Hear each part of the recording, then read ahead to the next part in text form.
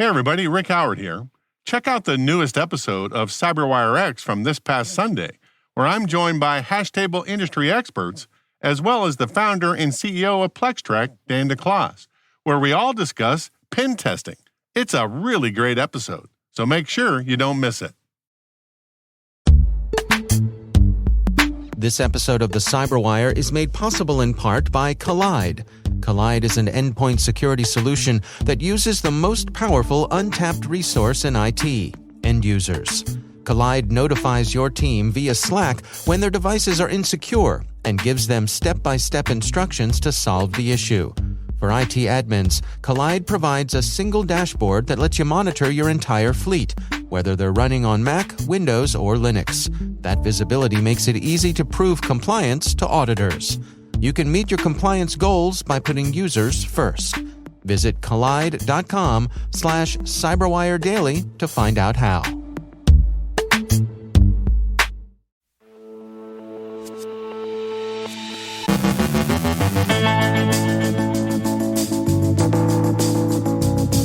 Emotet ups its game. COVID-19 small business grants as phishbait. Google Translate is spoofed for credential harvesting. Research on the Budworm Espionage group. Kevin Magee from Microsoft shares why cybersecurity professionals should join company boards. Our guest is Chris Niggel from Okta with a look at identity shortfalls. And internet outages during missile strikes and the prospects of Russia's hybrid war.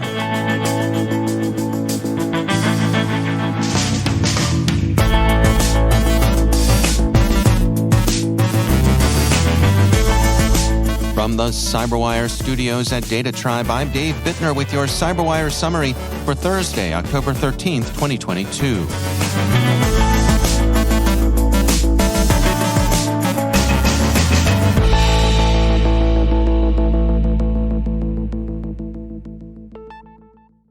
ESET researchers tweeted yesterday that the criminal operators of Emotet have been improving their product's system info module with changes that enable malware operators to improve the targeting of specific victims and distinguish tracking bots from real users. They've also changed the system attributes Emotet collects and reports back to its command and control. The new list includes processor brand, size of physical memory in megabytes, and an approximate percentage of it being in use. INKY has published a report on the use of small business grants as phishing lures. Scammers are impersonating the U.S. Small Business Administration to distribute phony grant applications hosted on Google Forms. The SBA has stopped accepting applications for COVID-19 relief, but the scammers are counting on their victims having overlooked that. The Google form asks the user to submit their personal and financial information, including their social security number, driver's license details, and bank account information. The usual marks of a scam are present, as well as Google's Report Abuse button and its customary warning, never submit passwords through Google Forms. Those last two don't normally find their way into phishing scams. Researchers at Avanan describe phishing emails that are impersonating Google Translate in order to steal users' email credentials. The emails inform users that they have pending incoming emails, and they'll need to confirm their account within 48 hours in order to receive the emails. If the user clicks the links, they'll be taken to a phony Google Translate page with a login field. Avanan's researchers explain, in the background, you can see the HTML that goes into turning this site into a Google Translate lookalike. One of the JavaScript commands they use is the unescape function. This is a classic command that helps obfuscate the true meaning of the page. Further, when decoding the JavaScript, you'll see that the security service would see a bunch of gibberish. The phishing page looks fairly convincing, but users should note that the phishing page's URL looks very suspicious. Ending with translate.goog doesn't quite cut it. The Symantec threat hunter team this morning released research on the Budworm cyber espionage group. Budworm has recently been observed targeting a Middle Eastern government, a multinational electronics manufacturer, a U.S. state legislature, and a hospital in Southeast Asia. The group leverages Log4j vulnerabilities to compromise Apache Tomcat for installation of web shells. Budworm makes extensive use of hyperbro malware, often installed through DLL sideloading.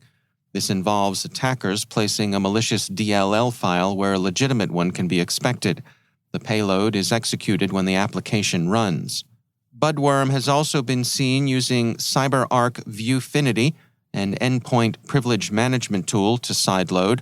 While Hyperbro has been Budworm's primary choice recently, researchers have also observed the PlugX core plug Trojan in use. The group has historically targeted Asia, the Middle East, and Europe, but has now, for the second time, been linked to an attack on a U.S. target. Researchers say that the shift to U.S. targets could mean a directional change for Budworm. Also known as APT-27 or Emissary Panda, Budworm is generally believed to operate on behalf of the Chinese government, according to the Hacker News and others. According to Bitdefender, some areas of Ukraine experienced internet outages, mostly associated with power failures and physical disruption of communication links during Monday's Russian missile strikes. Bitdefender says, data from Cloudflare indicated a 35% dip in internet availability as multiple explosions caused power outages. Reuters reports that both electrical and communications services have largely been restored. Ukrainian officials credit Starlink with an important role in the swift recovery.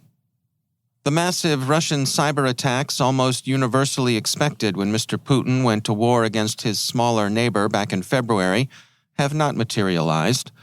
Apart from some early and quickly remediated successes with wiper malware in the opening days of the invasion, Russian offensive cyber ops have been largely confined to nuisance-level defacements and DDoS, some acts of physical sabotage against European infrastructure, followed by some recent dark musing by President Putin about how terrorism holds the globe's infrastructure at risk, have again elevated concern about the possibility of a destructive Russian campaign that this time around might actually work as advertised.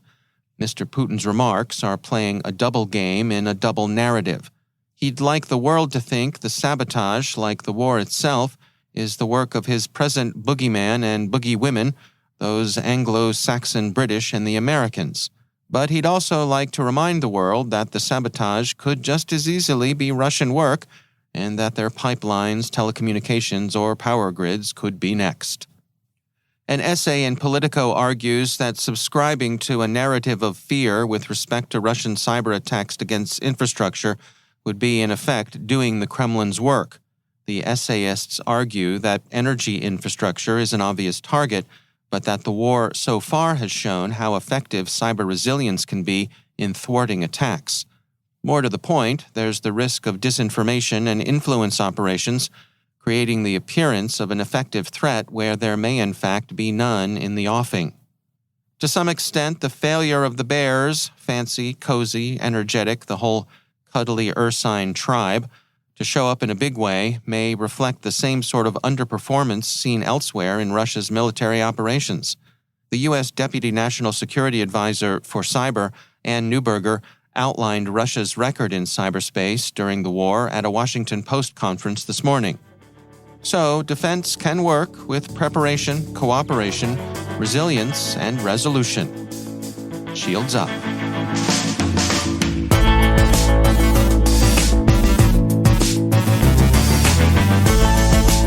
Coming up after the break, Kevin Magee from Microsoft shares why cyber professionals should join company boards. Our guest is Chris Niggel from Okta with a look at identity shortfalls. Stay with us.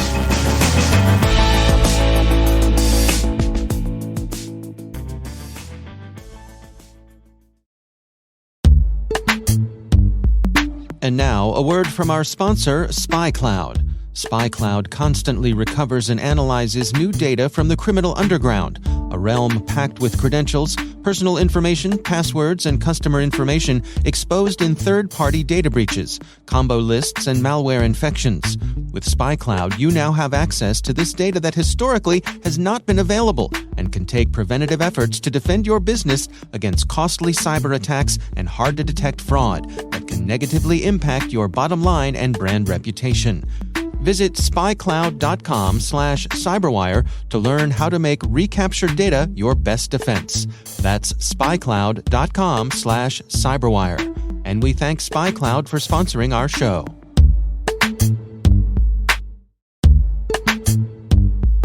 And now, a word from our sponsor, Recorded Future. Staying one step ahead of the rapidly evolving threat landscape requires a constant flow of daily intelligence. To stay up to date on everything happening in the world of cybersecurity, join over 50,000 other security professionals who subscribe to the Cyber Daily. With daily email updates on the latest cybersecurity news, top threat actors, exploited vulnerabilities, suspicious IP addresses, and more, the Cyber Daily is the first thing security professionals check every morning. To learn more and subscribe for free, go to recordedfuture.com/cyber-daily. And we thank Recorded Future for sponsoring our show.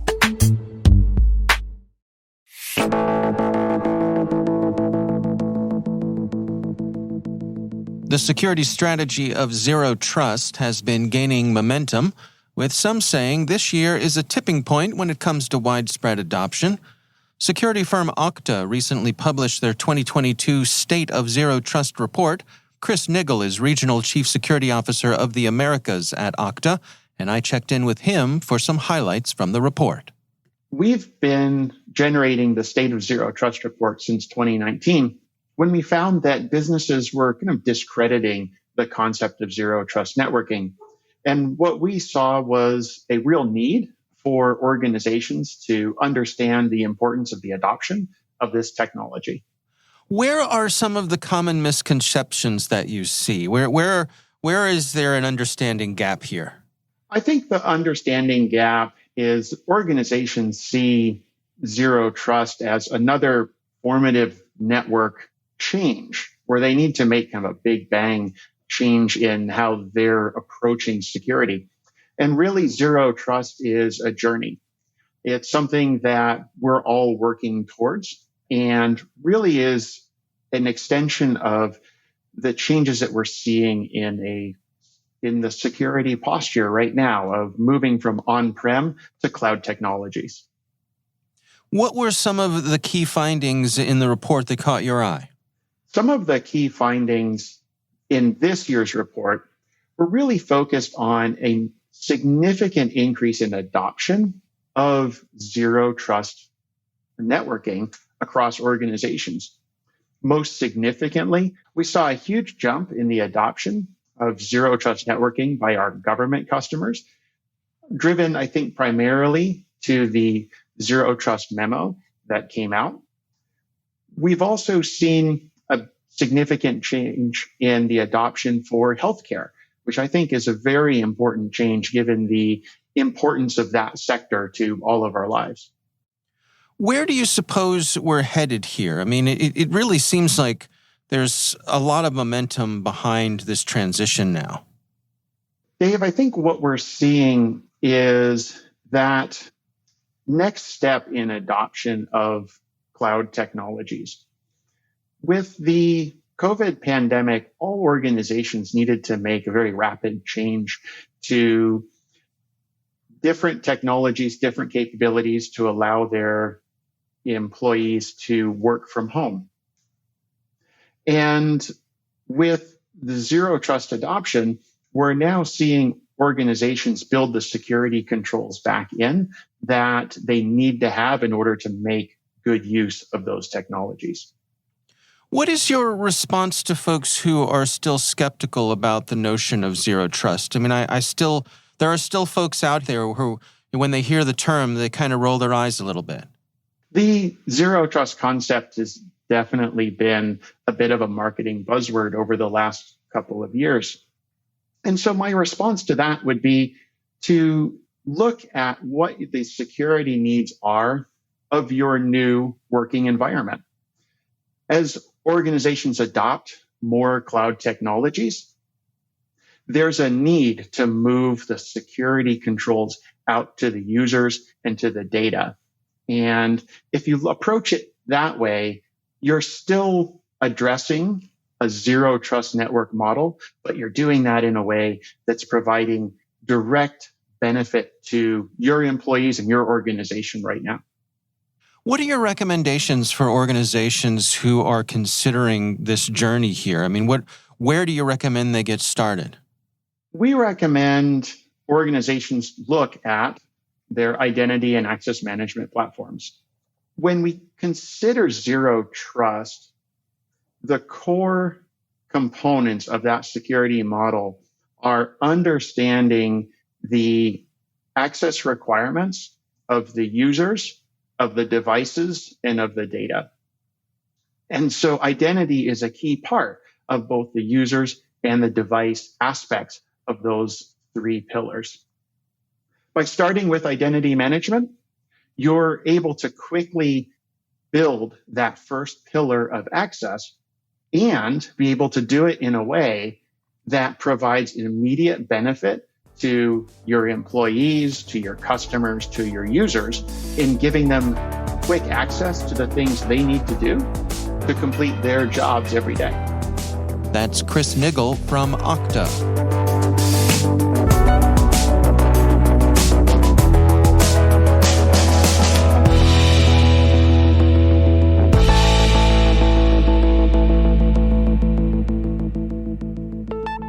And joining me once again is Kevin Magee. He is the Chief Security Officer at Microsoft Canada. Kevin, always great to welcome you back to the show.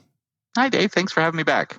I want to touch today about the relationship between the cybersecurity pros and boards of directors, and specifically, those cyber folks getting a seat on the board. I know you have some thoughts on this. I know a lot of the discussion we have now is about how we should communicate to the board and whatnot as cybersecurity professionals. I think we're missing the opportunity to actually sit on the board as cybersecurity professionals. And I think the root of it is it's sort of like a grade 8 dance. Someone's got to get it all started and bring the two sides together. So every board I talk to wants to have a cybersecurity professional on it. And every cybersecurity professional I talk to would love to be on a board, but there seems to be this mismatch and difficulty in bridging that gap that I'm really interested in figuring out how to solve. What do you think is going on here? I mean, I see from time to time, I see people say that chief security officers, chief information security officers, they'll say they're chiefs in name only, that they have the title but maybe not the status within organizations. Is there something to that? Well, it doesn't even have to be the board of the organization you're on. In fact, I think it's better if you look at another alternative organization that you could be on a board of, either a charity or not-for-profit. In Canada, hospitals have independent boards. Startups have boards. It's a great opportunity to really not only expand your understanding of how the business works so that you can have better conversations back in your day job, but also add some serious value to the discussions that are taking place around the table, because you can add a very unique perspective as a cybersecurity professional.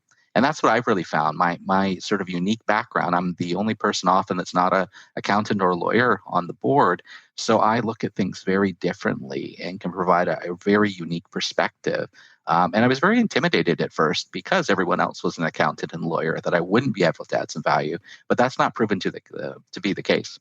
How do the other board members look at you and the things you can contribute? Well, again, I the first time I showed up, and I was very concerned about contributing and wanted to look smart in front of my peers, and I call this the current ratio epiphany. I was in an audit committee meeting, and they were all talking about the current ratio, and everyone seemed rather concerned. But it had been 25 years since I took financial accounting, and I wasn't quite sure. So finally, at some point, I raised my hand and I said, "What is the current ratio, and should it be bigger? Should it be smaller?" And they took the time to explain to me. And had I not done that, I would have been acting on information that I didn't know. And why? Because I'm a type A and I didn't want to look dumb in front of my peers. And that's when it dawned on me. The accountants, the lawyers, when a cybersecurity issue comes up, same thing happens. They don't want to look dumb in front of their peers. So they're often acting on information or making decisions on information where they don't understand. And they're often afraid to ask the question. So having someone who with a technical background that can provide that context, that can be the coach and whatnot on the board, can make all the difference to improving the performance of that board. And how do you suggest people go out and find these opportunities? Finding the first one's always the hardest. I tried 5 years to get on a board, and then once I finally got on a board, everyone wanted me on their board. So it can be difficult. It's much like getting that first job. So one, I think, is just educating yourself on what the role of a board of director or trustee or governance is really all about. And there's some great books online or some great free trainings you can look at to do that. But understanding the role of the governor and then approaching an organization that you have a commitment or a connection to. I'm on the board of trustees of my university where I graduated from. A great chance to give back as well too. And you have that deep connection that makes it easier to make that first step. But really educating yourself and just going out and asking and seeing who really needs some help in those areas. Most boards have nominating committees, so finding out who the nominating committee chair, governance chair is, and having a coffee chat or a discussion with that person would be a great idea. Biggest thing is just don't be afraid to do it. Like I said, I was so nervous walking into that room. I would have nothing to add, and it turns out I have a great deal to add.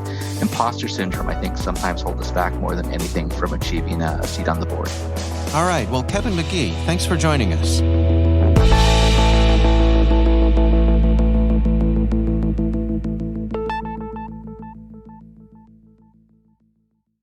We want to thank our sponsor, Keeper Security, for helping make this episode possible. Keeper is the world's most secure password manager for organizations.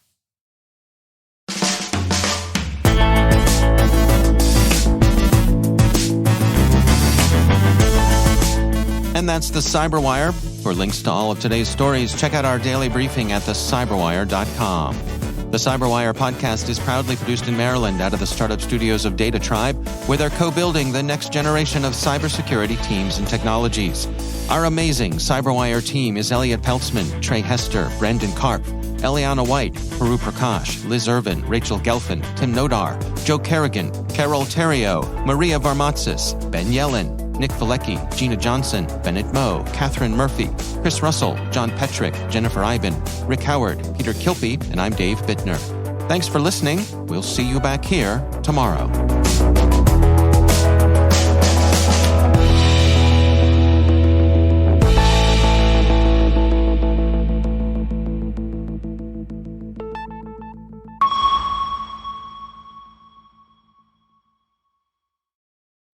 MISI, the Maryland Innovation and Security Institute, is hosting Cyber Saturday focused on industrial control systems October 15th, 2022 at their headquarters facility in Columbia, Maryland. They invite all students in 6th grade through college sophomores interested in learning about cybersecurity, ICS, SCADA, penetration testing, software development, and more for a fun-filled day of hands-on exercises and activities. Come turn out the lights on the critical infrastructure city, program a robot, capsize a boat, alter their IoT home kit, and much more. For more information, visit misiacademy.tech, and we thank Maryland Innovation and Security Institute for sponsoring our show.